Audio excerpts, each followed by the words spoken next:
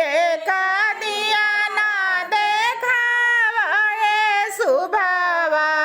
बिनीदा माउरावा के गाछ कैसे के दिया ना देखाऊं मोरे स्वामी लाज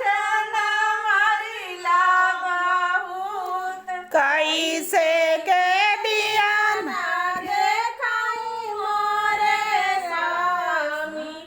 लाज जना मारिला बहु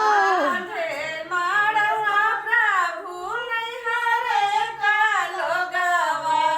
आधे में सजना तोहार आधे माड़वा प्रभु नैहरे का लोगवा आधे में सजना तोहार इतना बचन जब सुनला धीरज दुल्हा उठला दावन